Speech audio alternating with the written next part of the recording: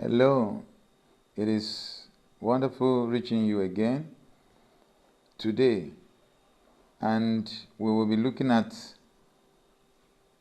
another topic on our staff music series on this episode, which is 3, and that is the musical alphabet. The musical alphabet. It's brought to you by Gospel Sound Academy. My name is Joseph. In our previous lesson, we learned about the 5 lines and 4 spaces of the staff. Today, we shall learn something very important in music theory. So sit back and follow us bit by bit. The musical alphabet is the letters used in staff notation. Before we can read notes on the staff, we must understand the musical alphabet because every note in music is identified by a letter. By the end of this lesson, you will be able to identify the musical alphabets, 1. Number 2, you should be able to recite it correctly. Number 3, you should be able to write it correctly. Number 4, you should be able to understand how it relates to tonic solfa. And number 5, you should be able to understand why it is important in reading staff music. All right, let's begin. What is the musical alphabet? What is the musical alphabet? Just as English has alphabets made up of many letters, as a matter of fact, there are 26 letters, music also has its own alphabets. However, the musical alphabet is much shorter. It contains only 7 letters. What are they? The letters are the first 7 letters of the English alphabet. That's A, B, C, D, E, F, G. Let us say them together. Can we? A, B, C, D, E, F, G. You can repeat that again and again until you get it. All right. What happens after G? Why don't we have H? And so on. One interesting thing about music is that after G, the alphabet starts all over again. Instead of continuing to H, I, J, and so on, music returns to A. Observe A, B, C, D, E, F, G. Then it goes back to A, B, C, D until it gets to G. This pattern continues repeatedly throughout staff music. This repeating pattern is one of the foundations of staff music theory. Practical demonstration. Let us try a simple exercise. I will say a letter and you will tell me the next one. After A comes D, after E comes F, after G comes, of course, A. If you did that very well, that is commendable. Now let's go backward. G, if you go backward, you get F. If you go backward, you get an E, then D, then C, then B, and of course A. Again, if you repeat it from G, you will have F going backward, E, D, C, B, and A. Right. Being able to move forward and backward in the musical alphabet will help you greatly in future lessons. Let's go to another subtopic, which is connection between the musical alphabet and tonic solfa.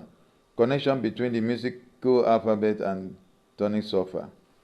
Many of us are already familiar with tonic solfa, which is do, re, mi, fa, sol, la, ti, do. The musical alphabet and tonic solfa describes the same pitches using different naming systems. What does it mean? C gives a do if you are playing in key C, or if you are referring to key C. D gives a re, E gives a mi, F gives a fa, G gives a so, A gives a la, and B gives a ti. I hope you are following. Let us read them together. C gives a what? Do. D gives a re, E gives a mi, F gives a fa, G gives a so, A gives a la, and B gives a ti. If you already know tonic solfa, learning staff music becomes much more easier. I've done several works on tonic solfa. You can go back and you will see a lot of them on my channel. The next thing we want to look at is, why is the musical alphabet important? The musical alphabet, it helps us to read notes on the staff. 2. The musical alphabet identifies pitches correctly. 3. The musical alphabet helps us to understand scales and chords. And finally, the musical alphabet communicates effectively with musicians around the world.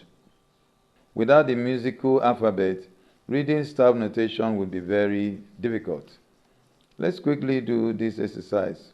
Let's test ourselves. Question number 1. What comes after D? Answer is E.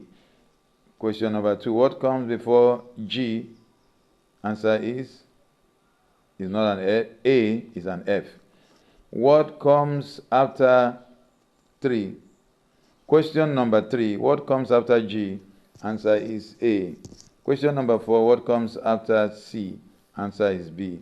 If you got all, excellent. Well done. Let's proceed to common beginner mistakes. Common beginner mistakes. Many beginners think the musical alphabet starts with C because C major is often taught first.